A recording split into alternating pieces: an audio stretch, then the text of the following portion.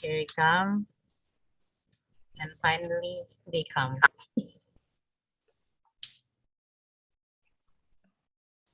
Oke, Anda boleh online-kan kamera. Karena ini hari terakhir Anda bersama Pak Hans Hassel. Good morning. Selamat datang. Good morning there. For you. And good afternoon here. Good afternoon, yeah.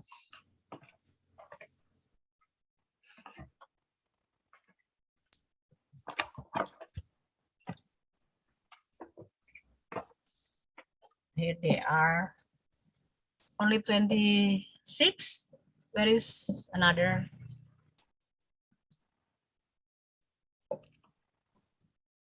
Usually almost as 80, right?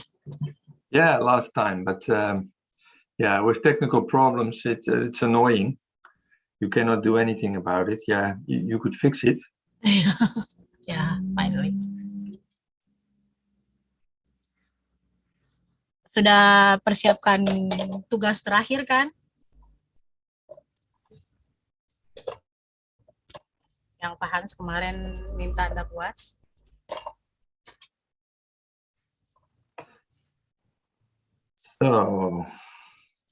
So I will leave you with them. Yes, thank you. And you can do everything you want with them.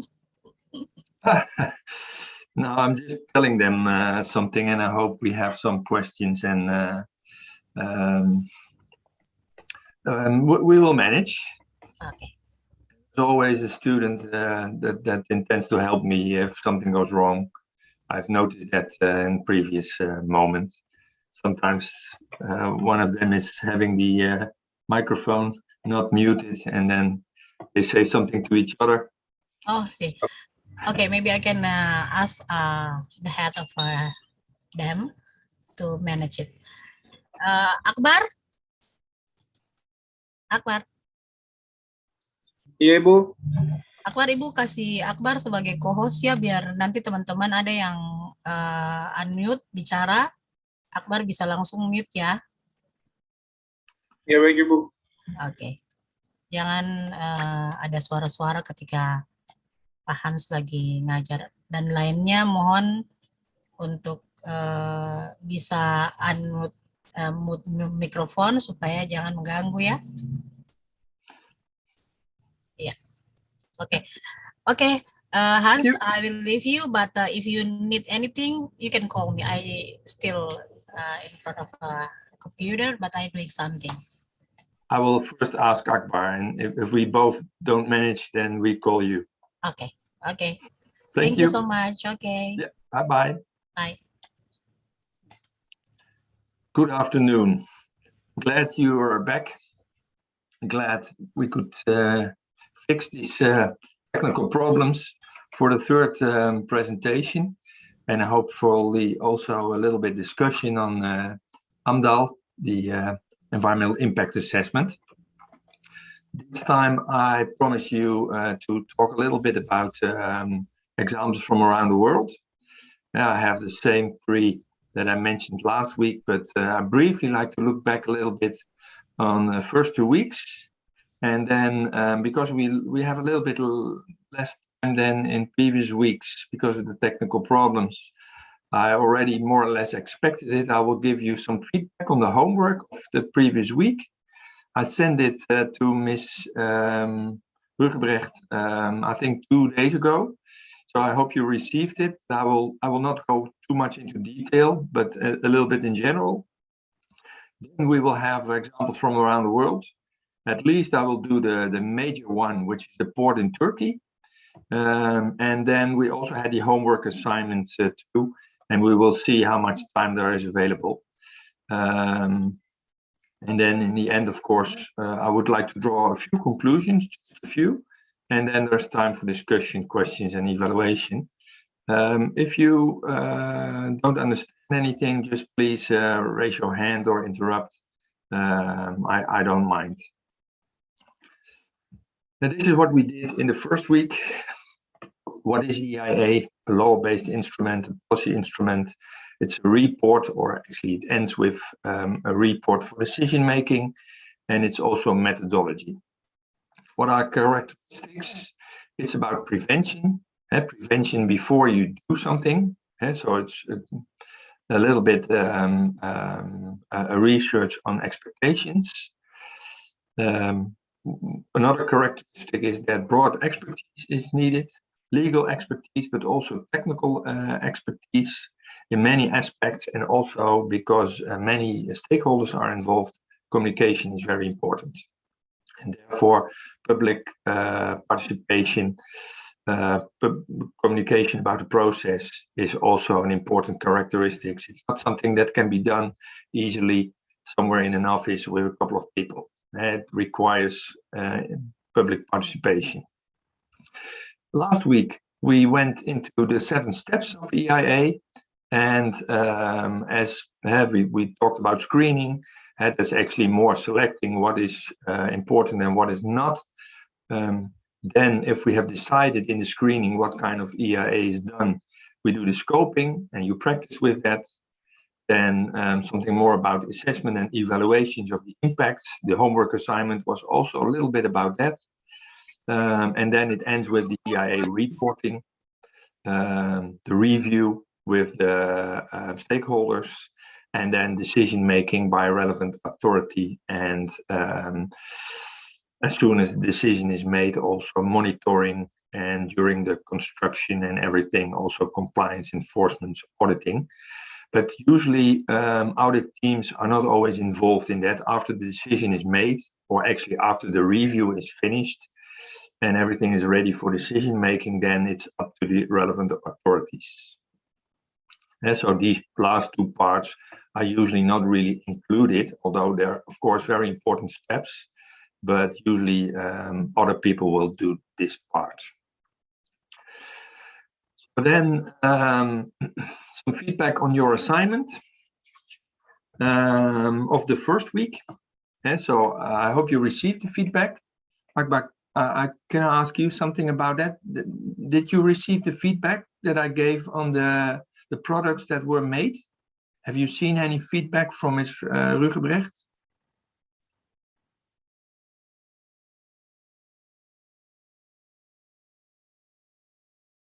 I'm sorry, you're still muted. Yes, sir. Okay, thank you. Thank you. Then if you received it, I expect that everyone received it. So you saw some specific feedback in your own product, but I really enjoyed reading your assignments.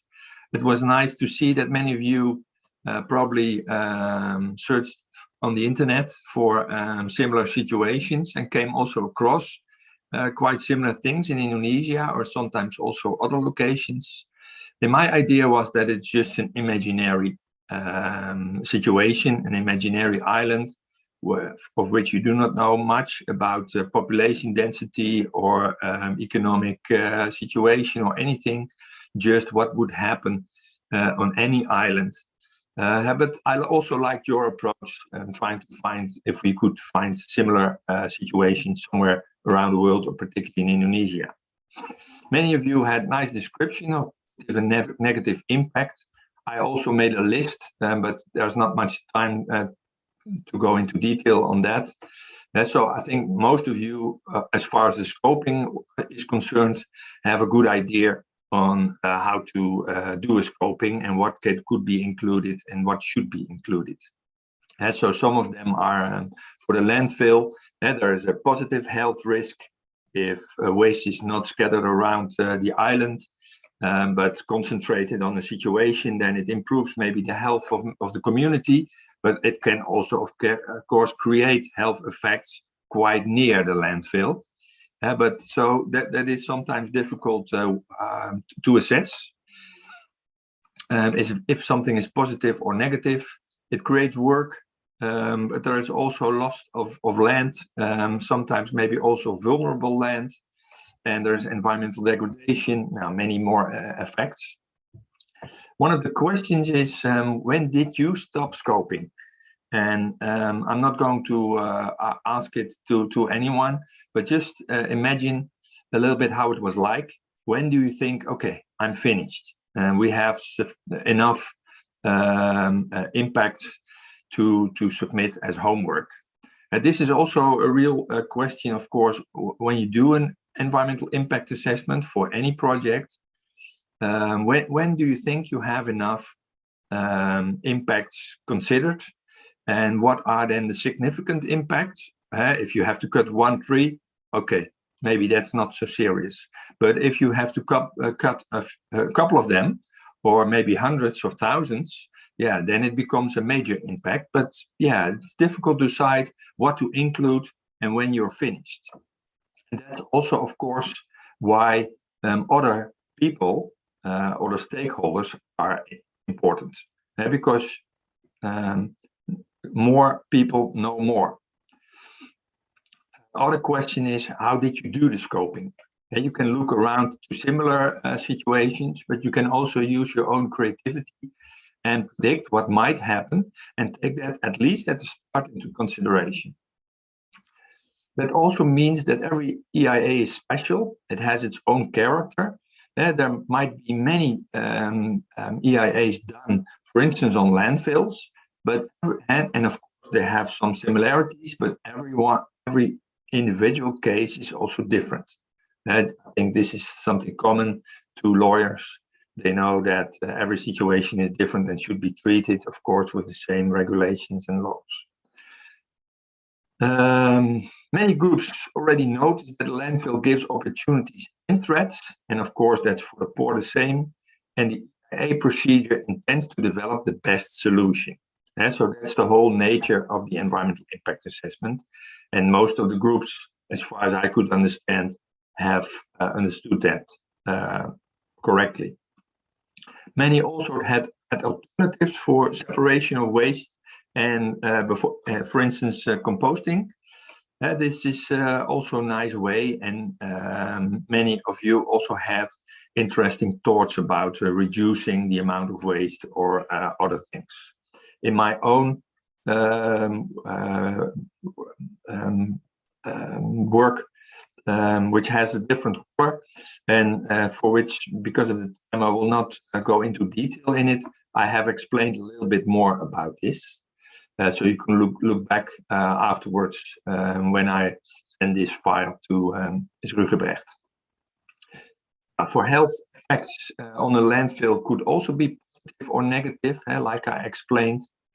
Where to put the effects?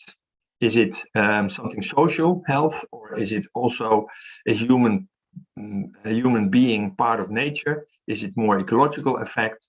Usually it's put in a social impact. How to assess indirect effects. If you are unemployed and you find work because of you can collect waste, it's also good for health. Usually work or a kind of structure on a daily basis with income gives also positive health effects. But how far should we go? That is always part of the discussion in any EIA. Is it the direct impact or also the indirect impact? These are also important. Now, I came across this, some part taken from a source on the Indonesian law. I did not look into detail in this. I already mentioned that I'm an EIA expert, but not an expert in Indonesian law or anything. But it's nice that you mentioned this, because I think in every environmental impact assessment, the first step is to really look into what kind of legislation is available in the local situation. And of course, also national laws will have an effect on it and will be used for the environmental impact assessment.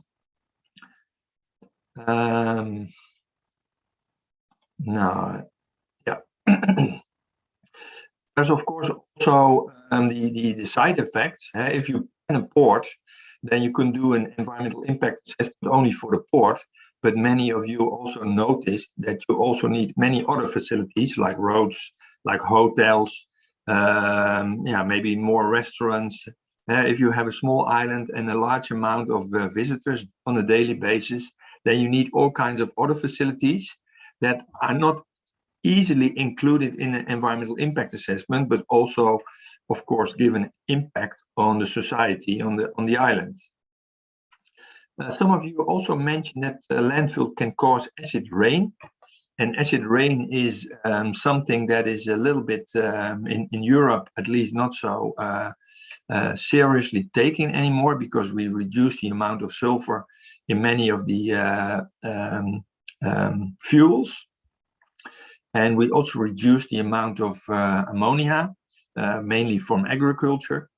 And I didn't know much about the landfill relationship and acid rain, so I also put some question marks there, because I was quite curious for the source. Where did you came across this? Because I think it is not accurate, but you can surprise me, so that would be nice.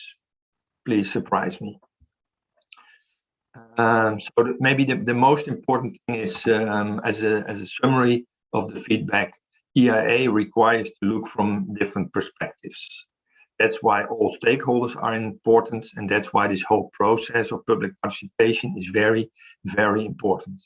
Because as a group of experts, you easily tend to forget, from their point of view, one of the major impacts, and that is why they are important. So please, if you are working as a consultant or as a lawyer in environmental impact assessment, appreciate all the feedback you get from stakeholders, from other people involved, because they look mainly from their own point of view, or from point of view of certain sites like environmental pressure groups, or can be social pressure groups.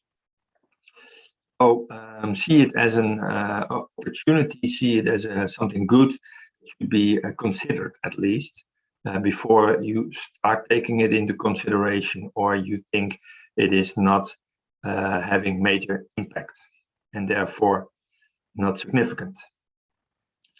And so look from different perspectives. I always like to use this cartoon.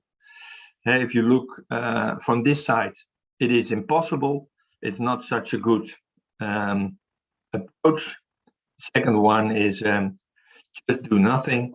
That also doesn't make sense. It does not stimulate you a lot. But if you look from a different perspective, it says, sorry, just do it. Nothing is impossible. This is just a way of looking from different perspectives. So two negative, more negative messages looked from one angle can have a very different meaning if you look from a different perspective.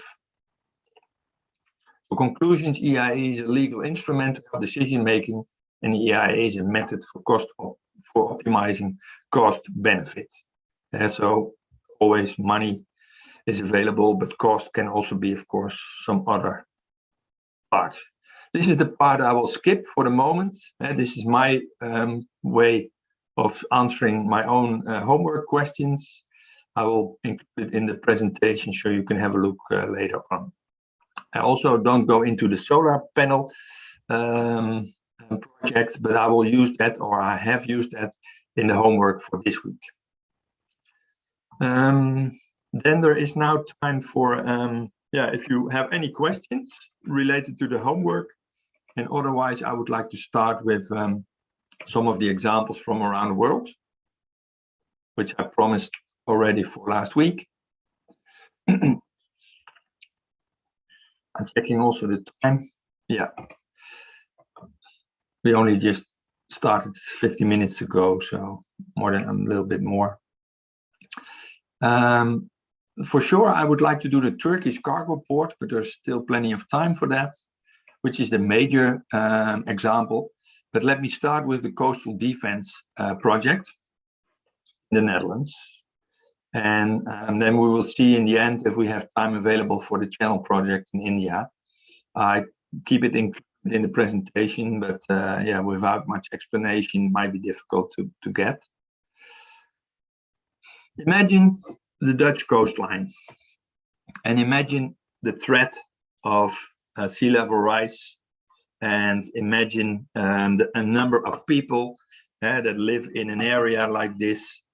I need to drink something, so I also make myself another coffee.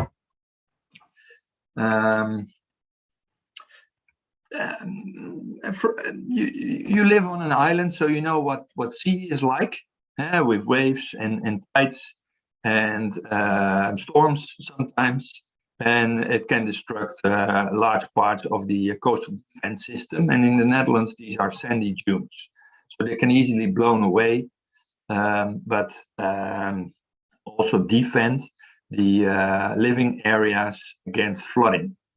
And that is checked because this part is below sea level, and so the coastal defense system is very important. It really protects over, I think, something like 4 million people against flooding. And in these checks, we always like to make sure that it has sufficient safety. So therefore, we need to defend and improve the coastal defense system. And in fact, that is quite simple. You can see what is the problem. There are some weak spots on the coast that need to be improved.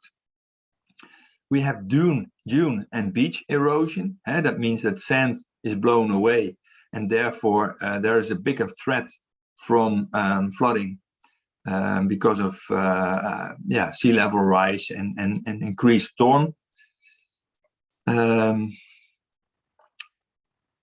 There's uncertainty about future erosion.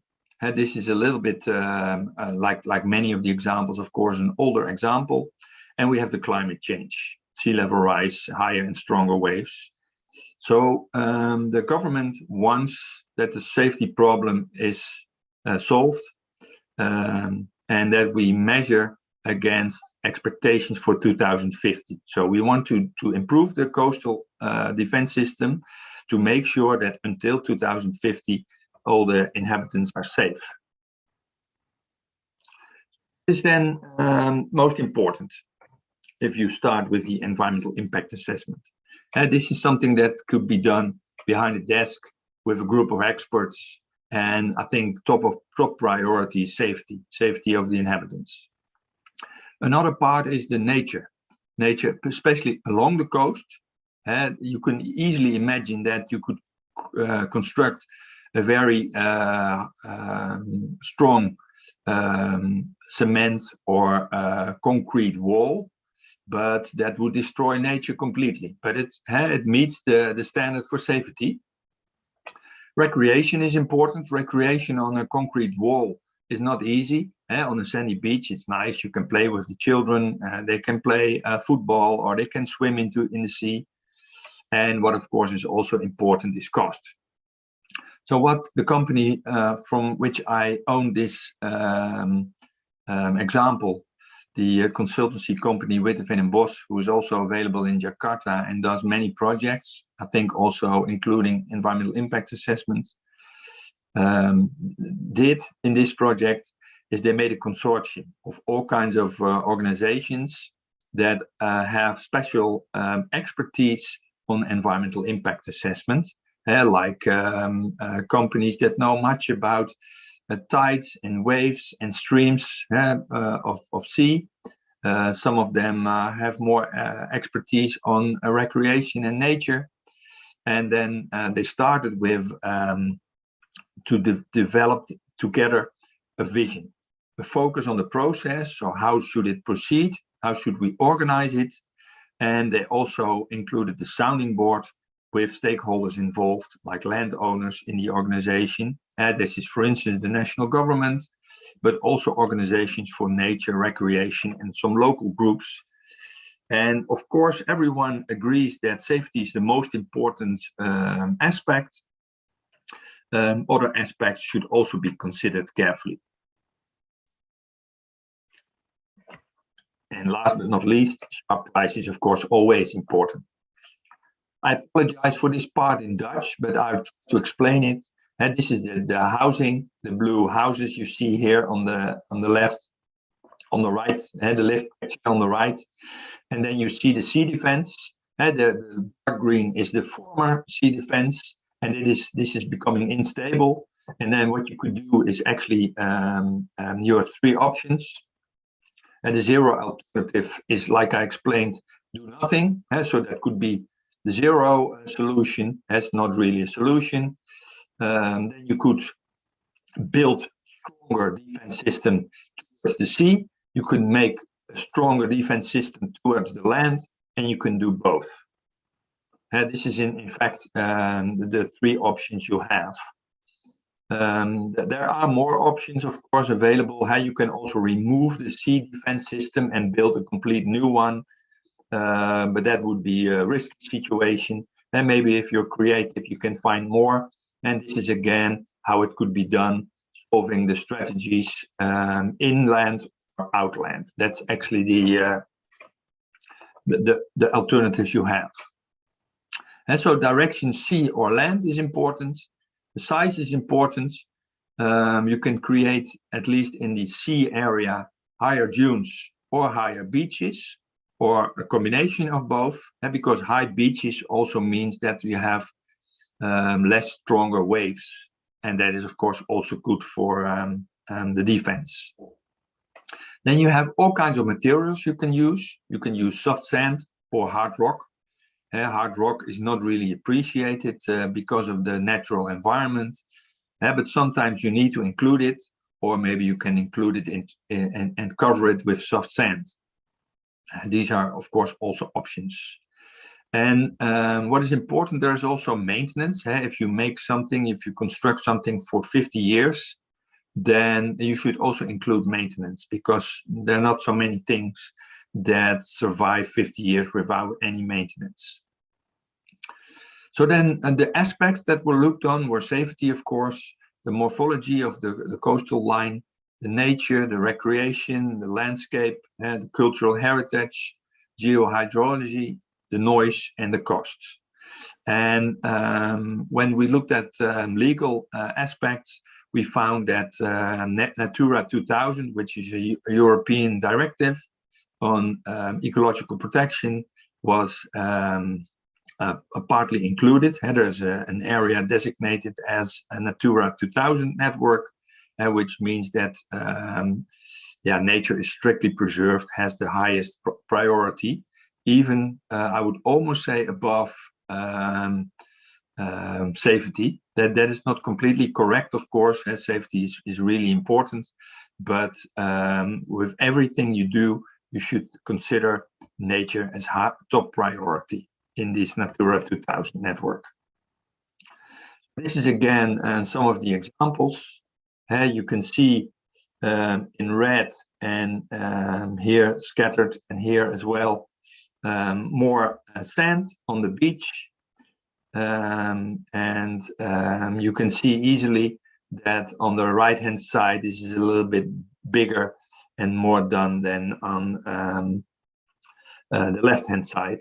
And so these were two of the alternatives and the chosen solution for 20 years. And so in the end, they chose the sea defense system and not the inward land defense approach. So at the moment, this was an older project. I think it's already 15 years old or something. And it still continues because it's still not 2050. At the moment, we're again, because of the increased sea level and the speed of the increased speed of the sea level rise, still considering these safety aspects. But in this case, although it is rather a simple case, there were 10 alternatives with in total 33 environmental criteria included, an EIA report of 180 pages, even without the annexes, in which all the criteria and all alternatives were described. For public, there was a summary of the summary, like in many environmental impact assessment procedures, it is required that there's a summary for the public. but here was even a summary of the summary for the public. In total, it costed 2 years of research, and the total cost of the construction, I try to put it also in Indonesian rupiah, is couple of million, 9 million trillion. I'm not able to explain this in Indonesian rupiah, but in euros, it is something like 60 million. And the total EIA was 300,000 euro. And this is quite a large amount, but compared to the total construction cost, it is only less than 1%, 0.5%. And so even for a simple case, with top priority for safety and some environmental protection, and some ideas from local communities, we had a report of 180 pages and a research of over 300,000 euro, or approximately 300,000 euro. Just to give you a little bit idea. Maybe doing a SWOT of this environmental impact assessment. SWOT is a strength, weakness, opportunities, threat analysis. I hope you heard about it. So looking back, this is something I also mentioned in the previous week, last week. It is always good in the end to do some evaluation. This is a simple method for doing an evaluation. If you look back on the analysis and after everything is completed, you could say there was more intention for the environmental impact in the decision making. And it was good that there was streamlining of the processes with a focus and a consortium. But it was also time consuming. Good decision required time. Also time for stakeholders involved to get to understand the situation, and maybe also give them time to consider alternatives and also accepting that something will be changed. Another weakness was that there was an unreadable thick report, and that is something we try to avoid always. It's good that everything is put on paper. But therefore, rewriting reports and rewriting even summaries is, I think, always important, so that people do not have to read reports of 300 pages to understand completely what is the situation and what are the alternatives. Opportunities are that we could also have looked, or we should have looked. Now, there was a good separation between the strategic assessment and the environmental impact assessment, and that these are different on the plan level and on implementation level. That there was a cost-benefit analysis done, and that you can see what is the benefit of certain additional costs, mainly. That environmental impacts are very expensive, and in this situation it was considered too expensive, and that EIA becomes more evaluating than designing, and that is I think better solutions could be achieved when you include designing as part in this strategic assessment. So in the designing, many choices are already made, and that makes it difficult to mitigate some of the effects. So therefore, it's important actually to give also designers good understanding of all the impacts. So in the designing, they can already start mitigating or even sometimes preventing effects. Now it is 9 o'clock here in the Netherlands, so that would be, I think, 5 o'clock in Indonesia. I'd like to drink something just briefly for a couple of minutes, 2-3 minutes, and then I will continue.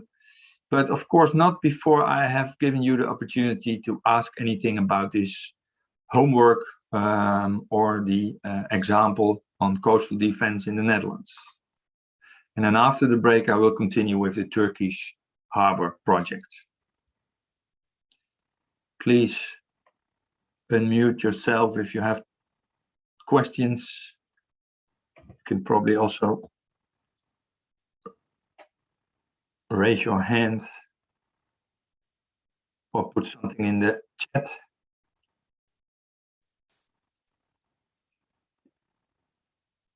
Okay. Then I will continue in 2 minutes. Mr. Hans, I'm sorry. Yes. Gilbert? My group still not have your feedback from our assignment last week. Oh, that's a pity. Yeah. I have received in total, I think, something like 12 reports. And did you do it in English? Of course. Of course. Yeah, I received 2 of them in Bahasa. So I gave the Indonesian yesterday feedback, but the English were all sent on Monday. But probably it means very late in the evening for Indonesia, or very early in the morning on Tuesday. There can be 2 options. One is that I didn't receive it, or the second is that I did receive it and gave feedback, but Ms. Rugeberg didn't send it to you yet. And you can just, do you know my email address? I have it, sir, but last week I sent it to Ms. Rugeberg personal chat, so I did not get it from your email. My email in the chat, and just send it to me. Then in the end, I will have a look, and if I easily recognize if I've seen it before, and then I can also send you the feedback. Okay, sir. Thank you.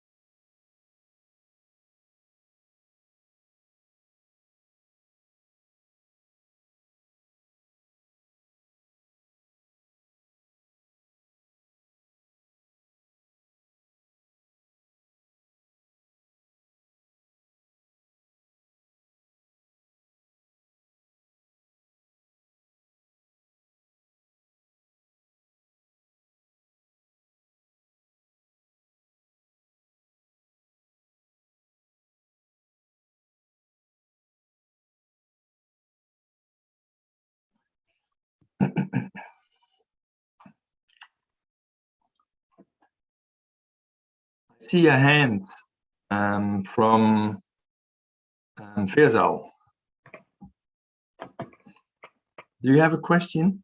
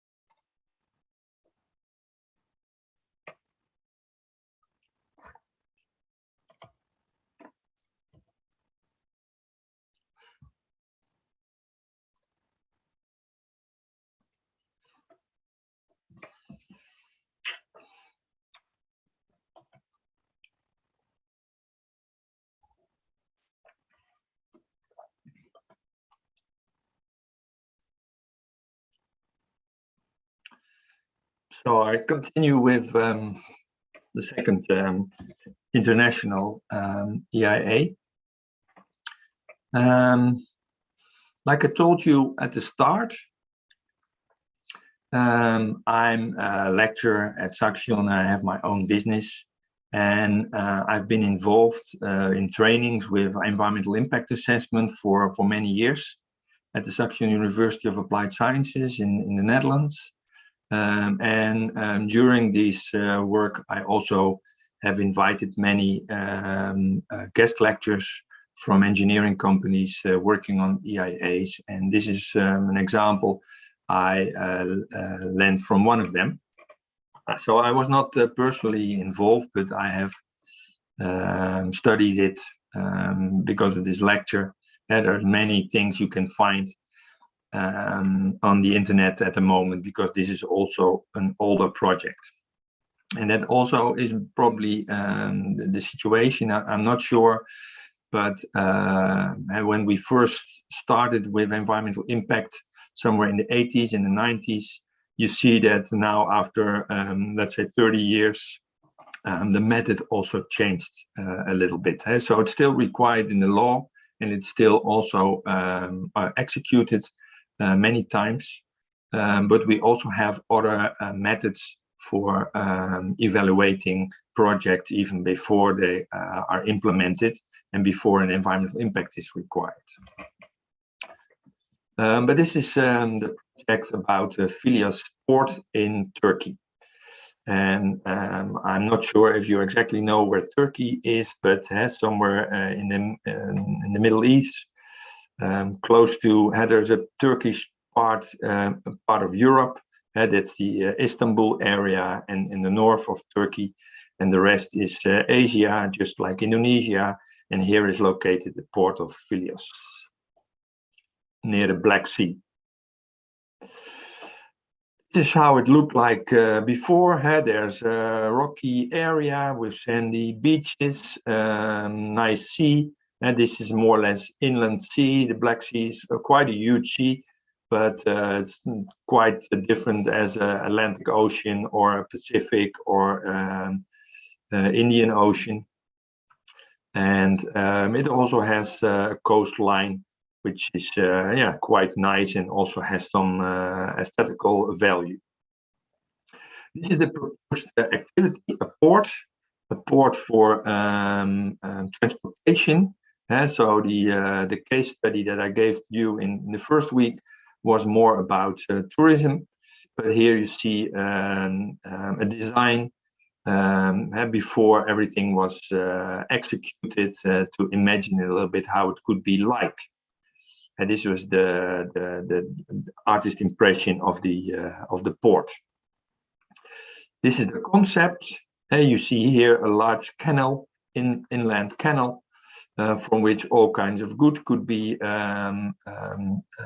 by ship sent to this port, and there it could be overloaded to other kinds of vessels to export to other countries, like to Bulgaria, which is on the other side of the Black Sea, or to Indonesia, but then it's quite far.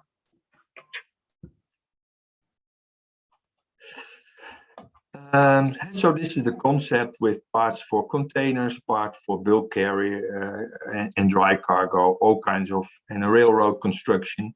And you can also see here that it has, quite an interesting value because of the small houses and the scattered landscape with lots of green. And you can imagine a little bit what it is like to have a large seaport over there. This is the construction. This was, of course, done after the EIA, but give you a little bit the idea not only of the design. This was, of course, not known exactly before the time of the construction and when the environmental impact assessment was done. But it gives you at least an idea of the impact on the environment. And with this kind of machines for depletion of sand, quite big engineering things. This is for the operation, and this is a little bit how it is just after it was completed with a large vessel and not much available. If you can find more information on the internet probably right now, and you see that it is fully in operation. But that was not the case, of course, when the EIA was done. And like I said in the previous week, you have these 7 steps, and I will particularly take you to these steps from this on this project, major project. And so the first thing is always screening and scoping. And screening means that do we need to consider this project, this port development, as an important impact? And the answer is yes. And then we can do the scoping, and it starts with a report, making a report on what should be considered, like an introduction in which the situation is described. We should study the legal framework on perhaps different levels, but of course always the national level, local levels, and sometimes also international levels. It's interesting to see what is included in the legal framework, the law in Turkey, but it's of course also good because this has a major impact, maybe also on neighboring areas, neighboring countries even. What could be the overall legal framework related to, for instance, EU law. And that was at least done in this case. At the moment, the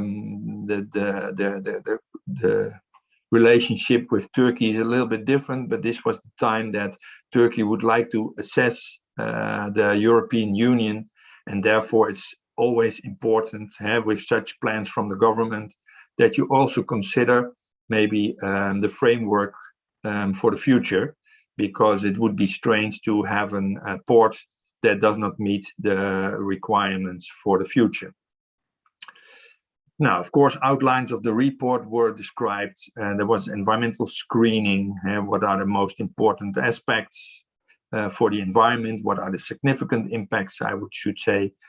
The current state of the environment of the study area, which is always, of course, very important because it's a reference. It's the situation that it is right now. Then the scoping with all the aspects included, draw a conclusion, and a literature review from the sources that were used. In the annexes, minutes of the meetings, communication plan for the stakeholders, and maps of the situation. Now, this is, I already explained it a little bit, legislative review on international and Turkish national regulations, environmental data, because for assessing the impact, we should study a little bit the future, and that is, of course, very difficult. So we also looked, just like you did in your homework, to similar situations elsewhere, and also try to find available data on, for instance, the environmental indicators, for instance, certain bird species that are available and should be preserved, or other kinds of aspects that should be taken into consideration in all kinds of sources. Bureau of Statistics of Turkey, but also openly on the internet and scientific publications on this region, on this area. Then we had consultation meetings with people involved, of course, the initiators and also other beneficiaries, national and local authorities, Some of the, of course, more on a higher level, people were very much in favor of this port development because of the economic development of the region and maybe of a larger region, the whole country.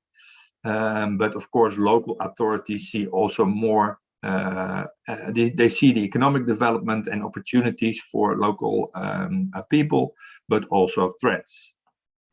We looked at financing institutes because this requires also quite a large amount of investment, and it's not so interesting to do a research if you know in the end there's no there are no investors for constructing and operating.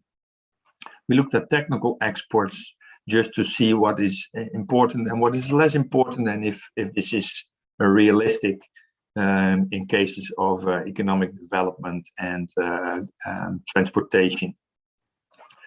Then we looked at outlines of the port development. The marketing demand, is there sufficient need for such a port? Or if there's no transportation and shipping required in future, then a port is also not necessary. Or if all if all transportation is done by air, then we don't need a port. We need an airport. So planning aspects are considered. Alternative plans, as you can see a little bit on the scheme, and comparison and selection of these plans. What are the good, the better plans? Why are they different? What makes what are favors of the plans, and what maybe are the problems? Now then, in the screening already was seen that according to the EU regulations, a full EIA is mandatory for port construction, and also in national regulations it was said that an EIA is mandatory. So that means that this should be taken into consideration for further environmental impact assessment. Then the state of the environment was described with a basic description of the region. So that requires, of course, also field research, but also a lot of data research. Many things are already known, and nowadays even more than in those days. But there are hardly any regions where there is not much scientific research done on flora and fauna, and maybe other social situations. And so there was also a research done on the quality of soil, water, air, climate, and the landscape. And there was also a certain interest in material assets, what was already available in this area, and that was in the port area, not a lot. And if there could be any cultural heritage sites, because they also need to be preserved. In many cases, when the construction is done at a location of cultural heritage, it also starts with a research on if there's anything available. And if there is anything available, the first priority is to preserve things. If that is not possible, then it should be taken into consideration for further research. And usually that means excavation of the site, so that at least the cultural heritage is preserved somewhere in a museum or in research, if the actual site is going to be destroyed by the port construction. So if you look at the soil, so then morphological characteristics were considered, like the size of the sand and all kinds of Gulf streams and how the sand is transported. There was consideration on the type of soil and the composition of the soil, the quality, which also includes, for instance, kind of polluting materials or materials that can be naturally existing but cause a threat, and also some hydrogeological characters. Water was also, of course, considered. Description of the type of water, the water supply, lakes and rivers in the area, the geohydrological situation, because of the fact that the port might change something about groundwater flows, the current water quality, and the river sediment. Sediment is something that seems to be soil, but part of the water.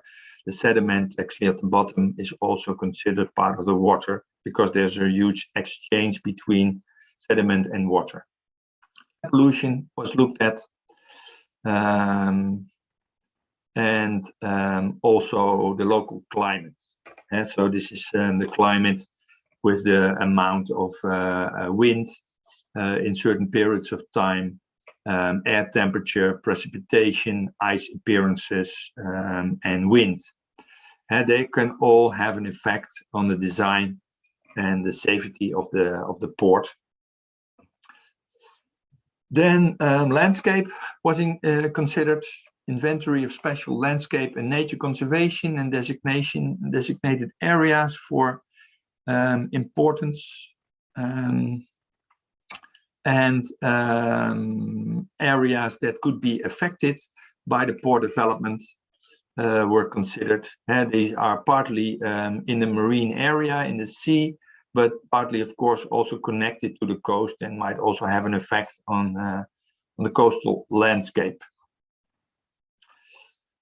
Now, then these resulted in a description of the current situation. And there was also, of course, then a list from scoping on potential effects. And these were categorized in three parts. The location, you could move a little bit, at least easily in the design of the port. You can shift it a little bit more to the east or to the west or to the north or to the south if that's possible. It affects, of course, the design. And but yeah, if there would be, for instance, an archaeological site, we could change the location of the port at least a little bit. That was, of course, looked at the construction and the operation phase of the port. And because ports are usually made for quite a number of years, not much, at least in this period of time, was considered on phasing out of a port operation. And nowadays we should also maybe look at kind of construction that could be easily removed in future if necessary, or we could use materials that are recycled or reused. Now, the potential effects mitigating alternatives were considered and presented in a large table. Then there was this communication plan to involve the stakeholders. And at the start, we had bilateral meetings, which means one-to-one meetings with stakeholders. We had meetings with the steering committee. We had site visits, regional stakeholder meetings for the scoping to see, like I explained also in the homework example, if we have included all important impacts. We had comments, so after collecting, it was described and people could react with comments on the scoping report. And then there was a regional stakeholder meeting on the EIA report. These are the steps from the communication plan that were executed step by step. And so this is, for instance, these are pictures taken from the public hearing of the EIA scoping. You can also see the site visit where people can have their point of view on the impact of the scope. Very important. I think you can imagine how something is done on your islands. That requires, of course, also a good understanding of local culture and what is appreciated. Not everyone will probably be able to attend in meetings like this because it's not something that, for instance, farmers do easily, to go to public hearings and have a say. And maybe that works better in their own environment on a local site. Now, then there were all kinds of official requests to authorities for further information, but also for data. These are ministries of environment and forestry, of fishery, Ministry of Commerce, and Agriculture. So we had to check in the regulations, in laws, what was intended and what was, if there were any particular aspects to take into consideration. Then we had the activities in the EIA phase. And so this was more or less the end of the scoping. And then we had to do the real research on the impacts. And then, as you know, we have several alternatives to develop. Do nothing alternative, the zero alternative, alternative locations for the proposed development, alternative methods for the construction at the preferred location. And these are at least already 3 alternatives only for location and construction. And then, of course, also there are many alternatives available for the operation. But construction, of course, and location are the most important ones because they cannot easily be changed. In operation, you can, of course, also change things because of the development of new materials or new methods or new engineering. And so in these alternative methods, it was looked at the disposal of dredged materials. If you construct something, you also have to remove the sediment or partly remove the sediment. Can we do something with it, and what could be the quality of the material? We have to find a method for breakwater constructions to make the port strong and safe. What are requirements for breakwaters? Breakwaters are kind of dams inside the port, or outside, actually, inside the sea, usually part of the port construction to prevent that storms can damage the ships while they're in the port. And we had a look at type of container handling equipment. What kind of facilities are available, and what are the impacts. Some might have more noise or more disturbance than others. Then there's this whole list of environmental impact analysis, like all the indicators I already mentioned. Waste, I did not include yet in the previous slides, and also looking at social-cultural impacts. The rest, I think, was more or less already known.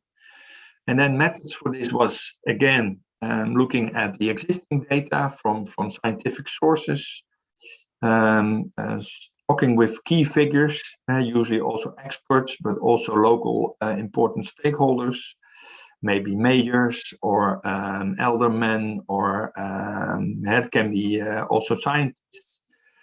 Requests from opinions of expert and authorities, and also a little bit field work, just but because this is very expensive, this should be smart and limited.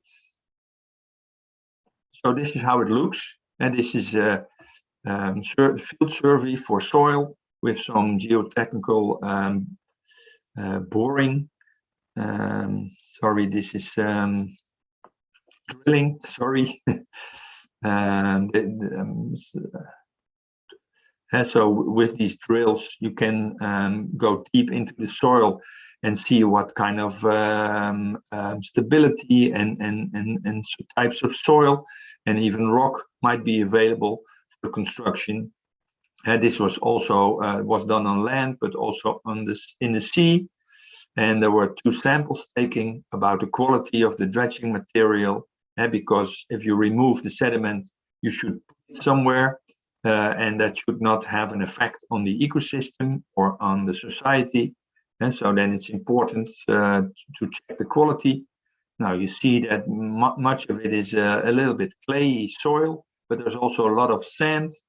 Available sand usually has a better construction, better opportunities for constructions.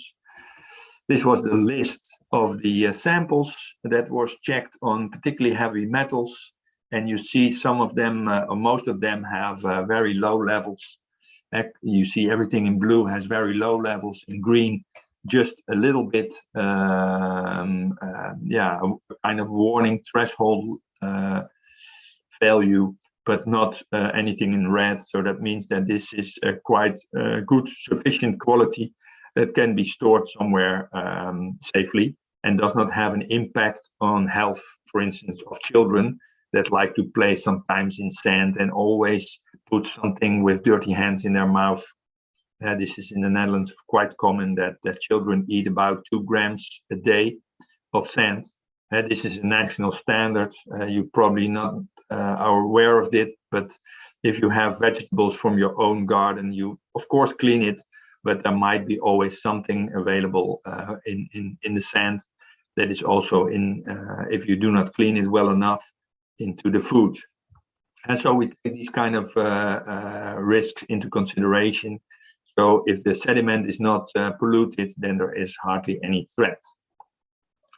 We need to do this, of course, with accredited laboratories, because if they cannot guarantee the quality, then the chemical analysis is completely useless.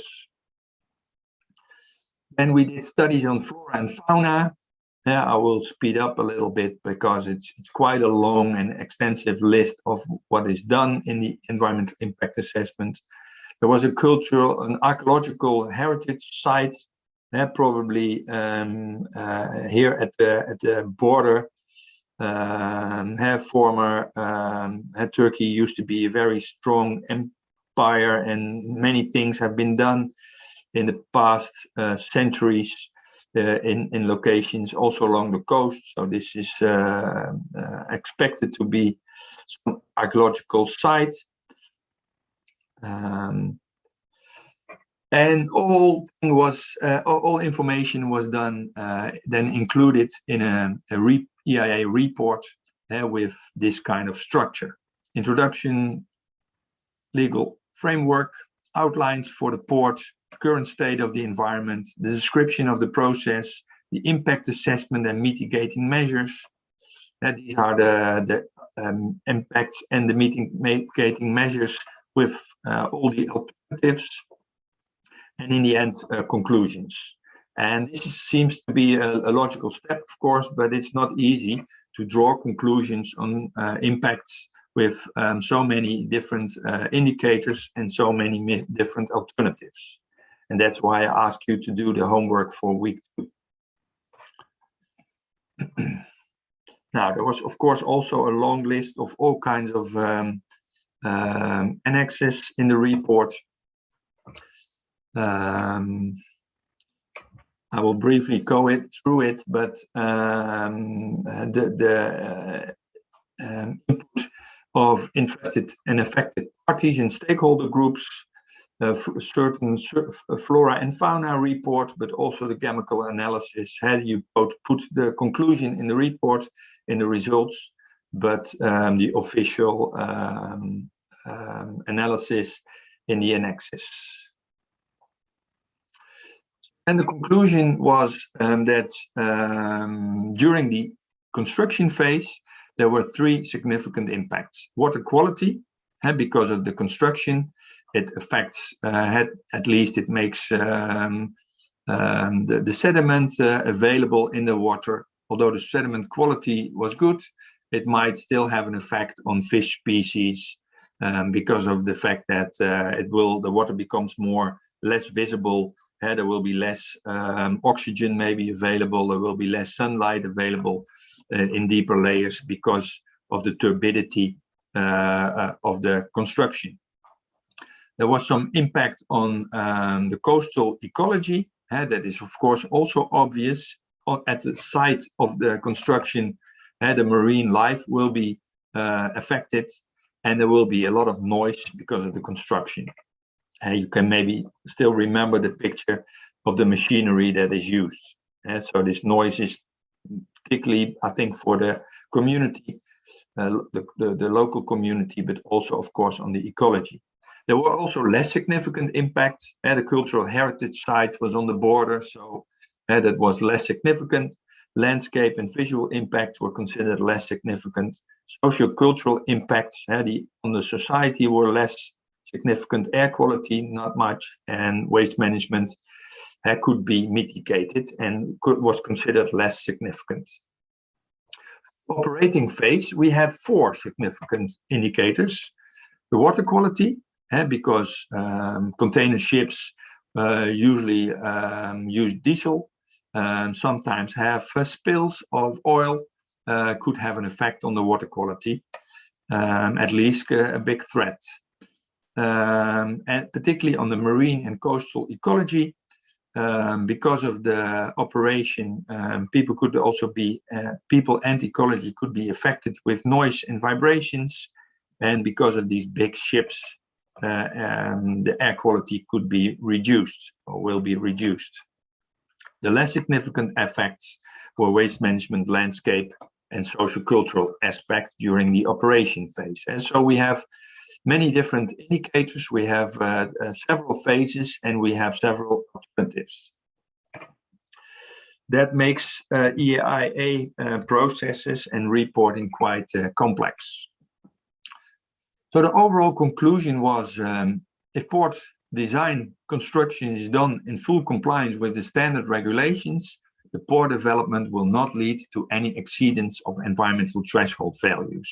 And so this is a general conclusion in which it said, if you do it properly, the impact on the environment is not significant and could be therefore executed. But the port is also part of a bigger development, and thus cumulative impacts may occur. And so it's not only the construction of the port, but a port attracts big vessels, and these might be having an impact on a larger scale. For instance, the construction of the canal should also be included. Then there was also in the report some mitigation measures required. And so a waste reception facility, so that ships could overload the waste to a reception facility where it's treated properly, instead of discharging it, for instance, to the marine environment, which have major effects on the environment. And not for one vessel, but if there will be many vessels a day, then they should have a waste reception facility to treat the waste, solid waste, but also human waste. There should be prevention of direct discharge of polluted water.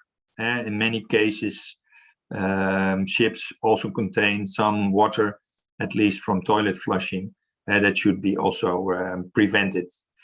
There should be minimization of diffuse emissions from bulk storage and selection of equipment based on best available techniques. Had to have low emissions, to have low noise levels we should use, or the best available techniques should be used. And of course this changes. In 20 years we have newer best available techniques, so there's always the best available, not exceeding excessive cost, because the best available techniques are always very, very expensive because they're rather new. And so we should not use the best available techniques available, but best available techniques affordable. And there should be some reservation for unseen impacts based on the results of the environmental monitoring activities. Now, again, a public hearing of the EIA report and an environmental management plan in which is described how the environment, how the port should manage the environment in a monitoring plan. To what parts, for instance, air pollution, water quality, should they look, and how often should they do that, and what are the limitations before they have to stop operating. They have to have a strategy for mitigation. They can do that at the design, but particularly, of course, also during operation. If they come across new effects, new impacts, then they should also have a strategy for mitigation these impacts. And there should be a dredging management plan available for the sedimentation that might occur. That should be also, if a port will be having lots of sediment, then there should be new dredging, and therefore there should also be a plan how to do this and where to store the sediments. It was a long story about a project with many pictures on how it was, how it became, and how the procedure is done. Are there any questions?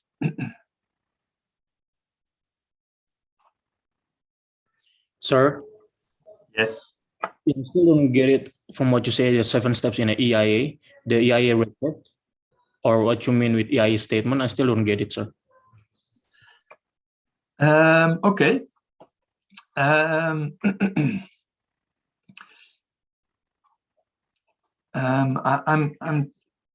just seeing if I can have the 7 steps again on the screen, just to help you. Yeah. And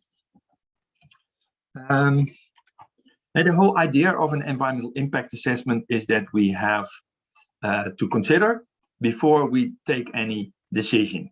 This is step 6. And so everything is actually to help to make a good decision. The whole procedure is therefore necessary.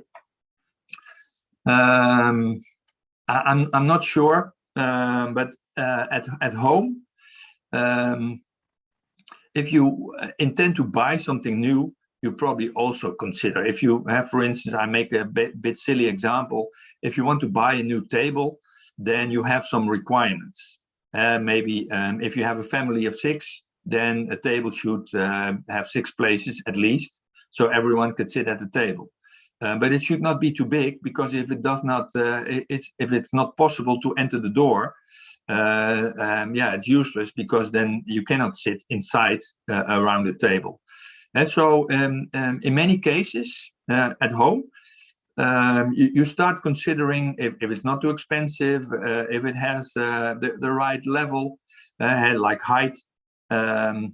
So in initiatives in environment, like for economic development, things like ports, things like landfills, but in national law is described what is required for an environmental impact assessment. It's more or less the same. Before to make a decision, you start considering what are the impacts. And the first thing is then the screening phase, in which you decide if it is required to do an environmental impact assessment according to the law or not. If it is yes, then you do the scoping. What kind of impacts should we consider? And then in the assessment, you do the analysis on the impacts that you have decided upon in the scoping. That is described together. And so all impacts, all alternatives, all mitigating measures are described in the EIA report or the statement. And so the report actually is a quite usually thick report, like I explained. The EIA statement is a different way of describing what is more or less the conclusion of the EIA report. And so the statement, it depends a little bit on national legislation, how it is called. You can call it a report, or you can call it a statement. So actually it is the whole research done to consider all impacts on ecology and the environment, on society, before you start decision making. So it's a long, yeah, please. Sorry, sir. So in a report, there is consists of screening, scoping, and assessment parts, or not, sir? In the report, you mentioned in the report you mentioned these parts, and of course it's a way of how to describe it. That is depending also on different countries, but the screening is not so interesting to include in the report, because you only write a report if the screening says it is required, an EIA is required. And so for reports where an EIA is not required, there's no report. So this part, it's particularly in the screening, you describe why it is required to do the EIA. So that is included in the introduction of the report. And then there's also the situation review described. And so this is not completely the structure of the report. I have, I think, a better slide for that. These are the steps to come to the decision making. And the report itself looks a little bit more like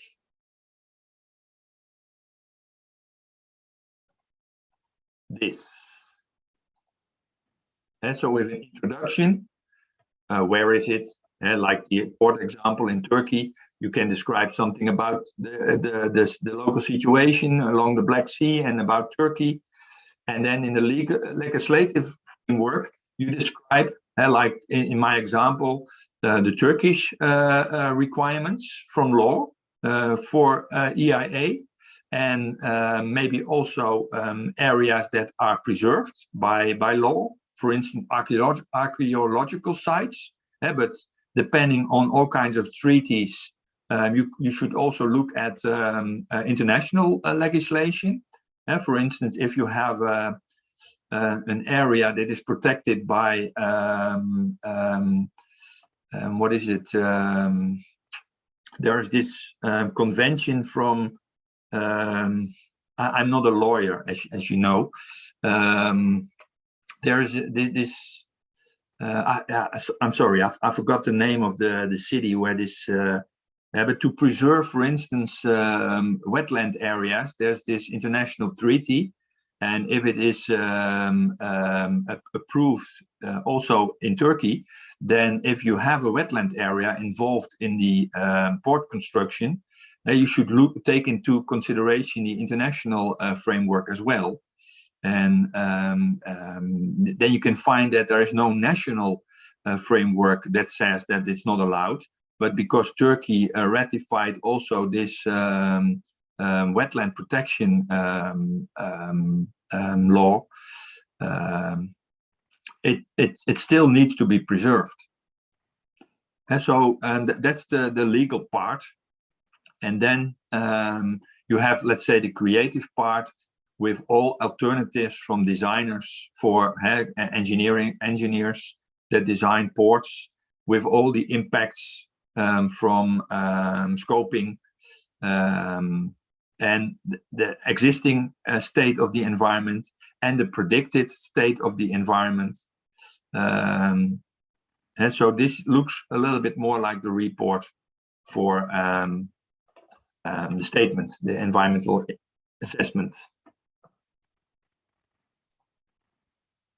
If it's not clear, please ask. It's clear, sir. Thank you. Okay.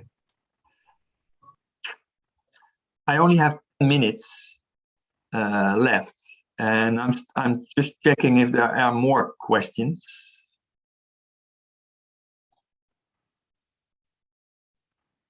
I still have something in Bahasa which I'm not able to understand from Derek to everyone. And I gave you some homework for last week, and I'm not sure what you did. Because of the late start, we lack a little bit the time. But I also sent a kind of PowerPoint file. It was a PowerPoint file, of course, with a request to check on one of the scopings you did for the landfill or for the port, to make a multi-criteria analysis. This is just a way to evaluate many alternatives and many indicators. And this is not the only way, but this is a way I think you could understand how you could evaluate projects with many indicators and many alternatives. And you already did your own scoping, so you have the indicators. This was the table I showed you last week, with only weighing factors. I actually excluded the weighing factors because I thought it became too difficult. Hey, you can scores here to use as a multiplier for the impact. And so some impacts, like safety in the Netherlands, you might score, give a higher weight than ecological. But in your assignment, I excluded that. And so you had this table to complete. And the first question actually was select from all the scopings, 3 environmental indicators, 2 social indicators, and 3 economical indicators. And if you have less, it's fine. And so what I did in my question is I completed this, and I also sent it to you, but I did it for the what is it, the solar panel field, and I asked you to do one of them. So is there anything you did, and how did you experience this assignment? Is there anyone? Maybe Gilbert? I see you, so you're so active. Thank you, sir. Based on my case, I picked the landfill on an island case, and the environmental impacts, like I mentioned before in my last presentation, I mentioned that roads are damaged and have potholes because there's a lot of trucks are traversed every day carrying a lot of tons of garbage. So I made an alternative, which is we make the road using the TCM technology, which is also an innovation created by the nation's children. The TCM technology in Bahasa, we call it the teknologi cepat mantap. It's a technology especially made for road. So you applied new technology to mitigate impacts on roads, like potholes and things. Exactly. Yeah. And I'm not sure about this, but I expect that it will be a little bit more expensive. No, it's actually really cheap and fast. Okay. Yes. These are the best alternatives. Yes. Yeah, but this requires, I think, creativity. I'm not sure if you knew much about this technology before doing an environmental impact assessment, but I'm impressed that law students are able to find these kind of creative approaches. So very nice. Anyone else who likes to say something about how they proceed?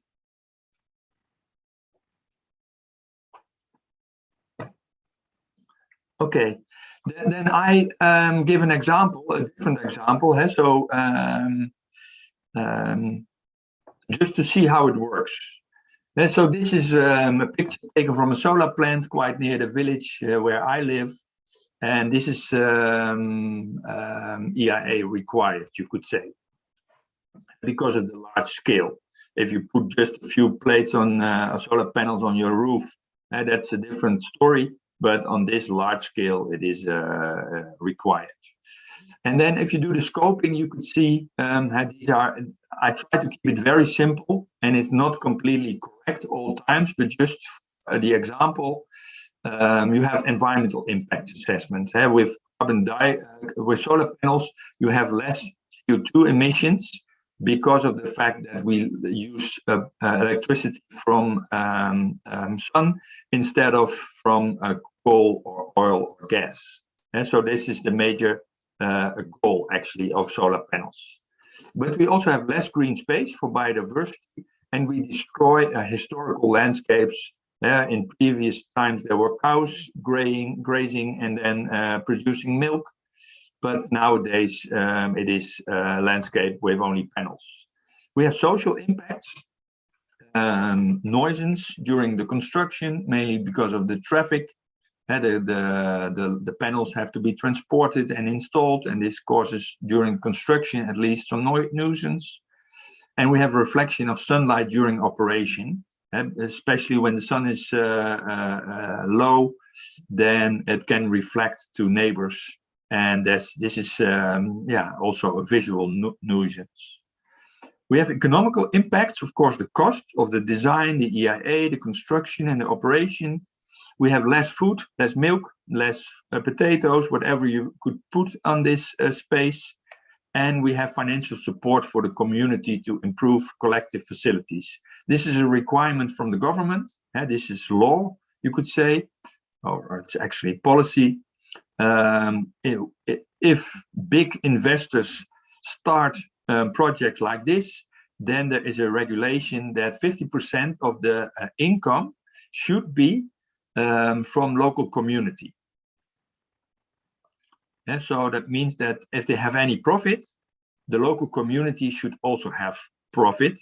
And that means that the instance they could have money for new sport fields or for the maintenance of sport fields, or there could be a theater or a community building for the community as well. So it's not only that big investors have advantage, but also communities have advantages. Now, this was the empty multi-criteria analysis. And if you then include, for you, I asked to do this, but if you include my indicators, then you come to a list like this for the multi-criteria analysis. Then you have still alternatives to develop. The zero alternative is that there will be no solar panel field. The alternative one will be there will be a simple solar panel field, and alternative two I will explain a little bit more because it has mitigating factors for the impacts, for the significant impacts. And so scenario 3 is a modified plan compared to the basic plan in scenario 2. Now, the zero alternative is simple. You have food production by agriculture and no solar panels. It means you also don't have the CO2 reduction in the zero alternative. In alternative 1, you change the food production and it is stopped, and you replace the food production with solar panels, which produce carbon dioxide-free electricity energy markets. You have reduced biodiversity because of that, and also no financial support for sport and culture. And in alternative 2, you have also the food production stopped, also, of course, the solar panels that produce carbon dioxide electricity. But now you have 50% available financial support for the market, and special hedgerows for ecological corridors around the facility to increase biodiversity and also maybe to reduce the reflection of the panels. And you have special arrangements during construction for emission low trucks, so less air pollution, operating hours, so not 8 hours a day, but only starting at 9 and stopping at 4. So to reduce during the construction some of the impacts like noises. Now, then you include these in the alternatives here, and then you can complete it and score it. And this is actually, I have included 2 simple examples. So for alternative, the zero alternative, it is there are negative CO2 emissions because cows still produce methane, and they contribute to global warming. So that is a negative impact. Everything else is more or less zero, has no impact because this is the zero alternative. If you have the solar panels, alternative 1 scores very high on carbon dioxide emissions because there are none anymore. But the financial support is still low, and all other things, they score negative. So this is the first plan, alternative 1, and usually has many negative effects as well. It has a very high positive effect on carbon dioxide emissions. That's the whole objective of the plan. But on all other indicators, at least the ones I selected, they score negative. And then in alternative 2, some of these negative aspects are converted into a positive one. For instance, during certain kinds of measures for the construction, during certain kind of measures against the reflection, certain kinds of measures for the biodiversity. And of course, they all cost money. And so the total cost will be a little bit worse, so higher cost. But this is a way of comparing the alternative 1, alternative 2, and alternative 0 compared to the 0 scenario. And if you look at this table, you can say, okay, the costs are a little bit higher, but we alternative 2 in the decision making. You could also it maybe in euros or in rupiah, and then it looks a little bit the same.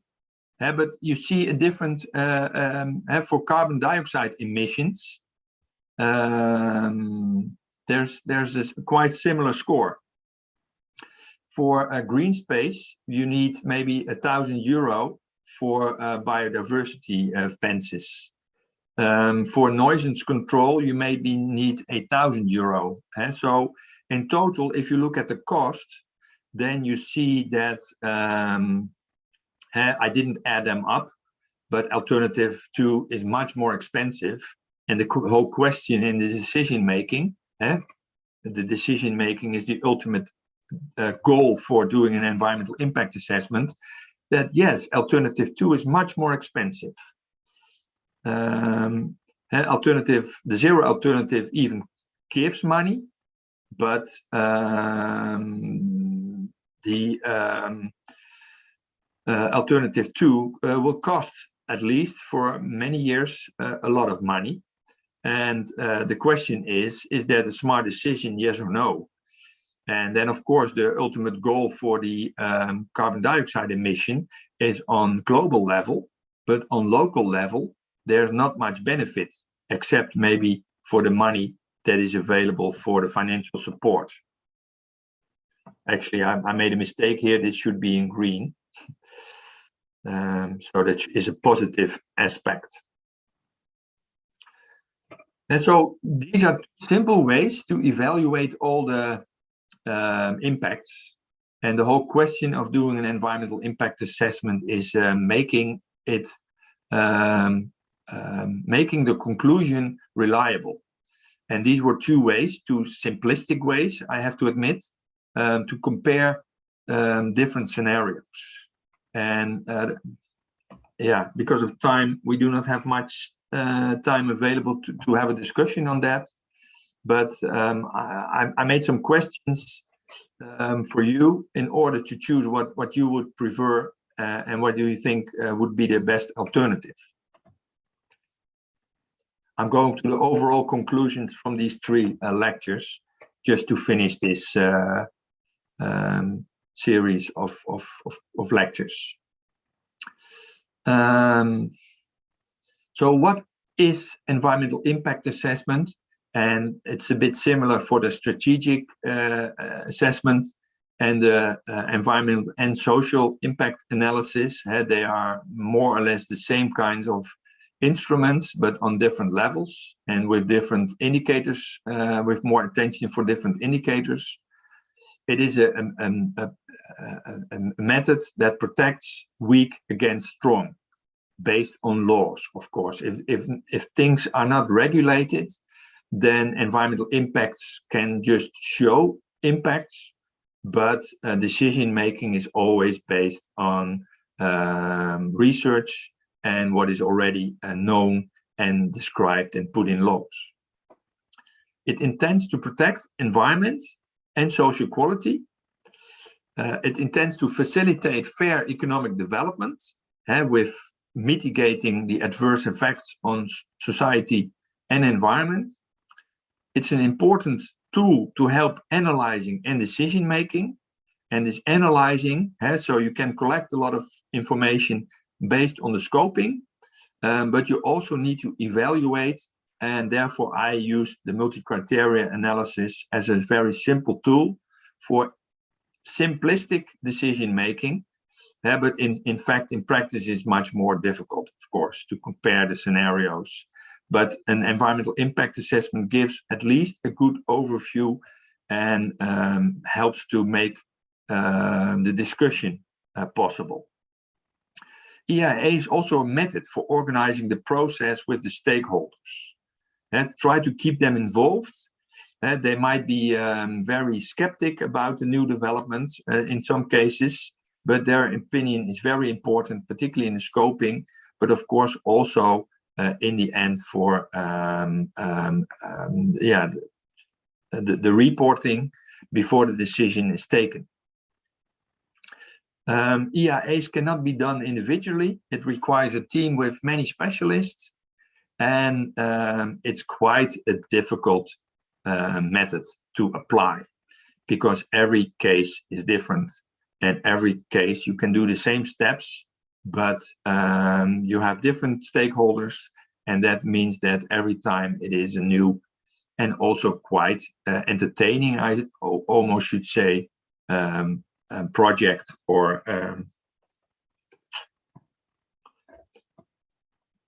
method to apply. And so, in fact, EIA, I mentioned it before, is a method for decision making between two alternatives, which you choose for the apple or the pear. Both are nice, but and maybe one is a little bit more expensive than the other, but it depends also on the decision making. And this is a very famous phrase in the Netherlands, comparing apples and pears, and everyone knows that they're different. I try to make it a little bit more Indonesian by making a decision between pineapples and bananas. But I hope the problem, everyone knows that they're completely different. But if you are hungry, you have to choose. Maybe if you have not money available for two, then you have to choose.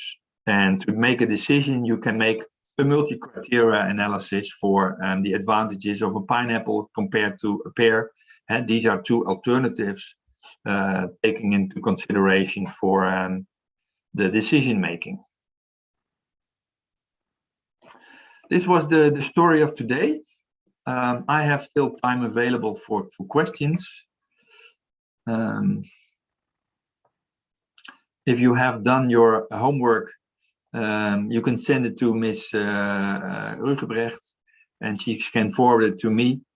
I will check, Gilbert, if I've received any email from you for seeing if I have, if I recognize the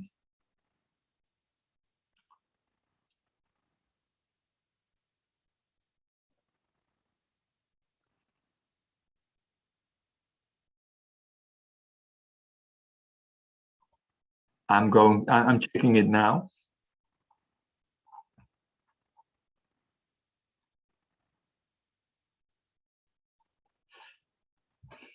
I have to admit that they look a bit. No, I think I haven't received this one. But I will check it today, or at least tomorrow, and send it because for you it's already late. I will give you the feedback on your own email address, and then you have to share it with your fellow students.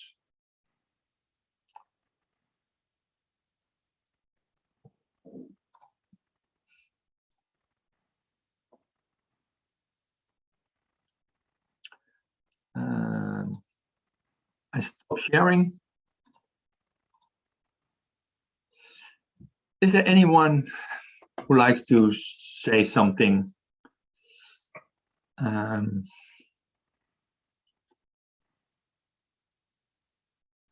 you have any questions about EIA procedures, about projects maybe you're aware of? Anything else? Could you understand my feedback on the homework? Were you able to understand my English? Did I speak too fast or too slow? Have you received the presentations that I sent to Ms. Rugebrecht? I will send the one from today after class, and then she can send it to you.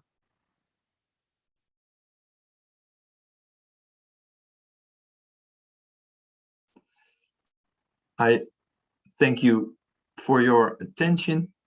It was nice seeing you and discussing your questions. I hope you have a better understanding of the nature of environmental impact assessment. It is quite difficult if you're involved as a legal person, as a lawyer, because it requires expertise from many different fields, as I showed you. So it's important that you have a good consortium, a good group of experts in which you could play, of course, the major role in the legal framework. And that particularly is important, of course, in the screening, the scoping. You have practice a little bit with right away, but like I said, get people involved, the stakeholders, the community, to have a view from many different perspectives, from many different angles, to make sure that. But you, of course, also know the more stakeholders are involved, the more difficult the process for decision making and doing the EIA reporting will become.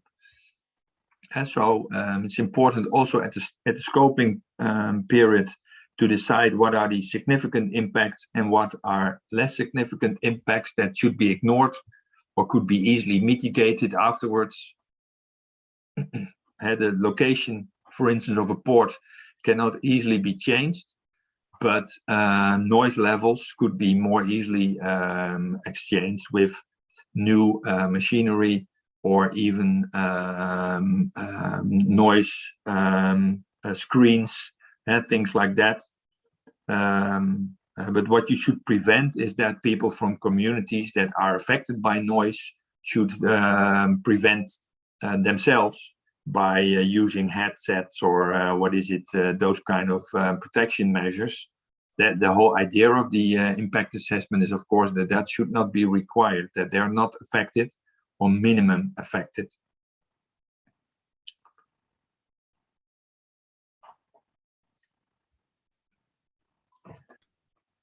Then thank you very much. I will, like I said, send the file and the feedback to Gilbert, and hope to see you. Yeah, maybe the last slide of the presentation always contains my contact information. I think one of you already contacted me on Facebook. I appreciate that. Facebook is very nice for keeping in contact. I see Ms. Rugebrecht sometimes posting interesting things from her personal life, but of course also from Monipati. I do mainly only work-related things, but it's very nice for me to see. For instance, if you would do anything related to environmental impact, I would certainly like it on Facebook. I always like it, but if I see it, then it's a nice way to keep contact. You also have my email address on the last slide, so yeah, feel free to contact me in any case. Yeah. Thanks, Fancy. Hope to see you soon. Don't mention it, Professor. I really hope that we can continue our program, and you can also be a part of our lecturer, come our lecture. I would appreciate that. I'm really sorry for unconfidence, if there is unconfidence in this. We need to discuss it. Yes. The collaboration some other time. Yeah. No more question from all of you about the EIA, because this is the last meeting with Professor Hans, but you can continue your conversation with email address and also with Facebook Messenger, something. If you want to ask something. I'm not sure when you arrived, but I mentioned to them that if they made some of the homework from last week, they can still send it to me and I will reflect on it. Oke. Jadi yang masih mau kirim tugas, silakan kirim ke profesor langsung lewat email yang tadi sudah diberikan. Nanti beliau akan memberikan feedback untuk Anda semua dan mungkin juga akan memberikan nilai, dan nilai itu akan menjadi catatan buat kami tim teaching memberikan nilai buat Anda. So I just tell them that the homework will be one of the condition, one point in their last mark, something like that, for evaluation. Okay. Yeah, I just received one from Gilbert. I will give feedback on that as well, because I didn't saw it last week, so maybe I missed it, but I will finish it today. Okay. Gilbert, there is no more question from you, Gilbert, or Adele, or Ignacia, Tan, or some of you want to give one word or a question, anything? What question? No, Miss. I think it's clear. I can truly understand what Mr. Hans tell about the EIA and etc. So I guess this is our final meeting, the last meeting we have with Mr. Hans. So I just want to say thank you. This is a rare meeting. I can meet with Mr. Hans personally with my class. So I really appreciate and thank you to you, Miss Fancy. You can provide us the class of G class and H class to having a really, really great class with Mr. Hans. Thank you so much, Gilbert. Very kind. I always enjoy doing these kind of classes, and I hope you have a bright future. There are many things in law and including environmental impact assessment that can play a major role in the development of our communities. Yes, for sure. Yeah. And maybe in next meeting, you can ask anything from Pak Hans also about next future. Maybe you can continue your program or your next master degree to Section University. Who knows? You already have his email address. You can keep contact with him. It's my pleasure to help students also with that. I also made a program, so especially for international students that like to study abroad, more in general. But Saxion unfortunately does not have a master program in law, but we have very good universities for law in the Netherlands, as you know. Yeah, I know, because we are now having a program with the Leiden University, 3 years program, and maybe next year will be 4 years for us for the last collaboration time. So maybe next we will have other program with Section University also. Who knows? Who knows? Who knows? Yeah. Especially with the EIA, and maybe will be a chance for chances for a student here who wanna collaborate it and register, make a registration from me. Yeah. Okay, let's keep in touch. Okay. For this. Okay, thank you so much for this time. Thank you for inviting me. And thank you for your kindness, collaboration, nice collaboration, and everything. Maybe after this, I will send you email about everything. Thank you. Yes. Yeah, and stay healthy, Fancy. Yeah. It's the most important thing. Yeah, I know that. Thank you so much. You too. Yeah. Bye I bye. heard that. Yeah, bye. Bye. Say Bye-bye. bye to Prof. Hans. Bye, Mr. Bye-bye. Bye. Bye. Bye.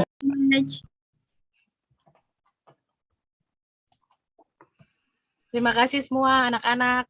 Jangan lupa untuk tugas yang belum nanti dikirim lewat email Pak Hans saja. Lalu yang sudah ada di Ibu nanti Ibu periksa lagi. Intinya bahwa yang hadir dan buat tugas akan mendapat nilai yang bagus. Ibu sudah konsultasi dengan Pak Arman juga dan Ibu Non. Next kita tetap nanti yang akan ngajar Ibu mungkin 1 kali atau 2 kali Ibu ngajar, baru nanti dengan Ibu Rehata ya. Ibu ajar tentang penyelesaian sengketa lingkungan di tingkat nasional di Indonesia. Ya, karena kita bisa melalui mekanisme internasional ketika hukum nasional tidak bisa lagi menjawab atau menjadi bagian dari perjuangan-perjuangan masyarakat hukum adat. Jadi ada mekanisme melalui class action, ada juga peradilan lingkungan, ya, dan lain-lain. Yang nanti kita belajar di minggu depan. Oke?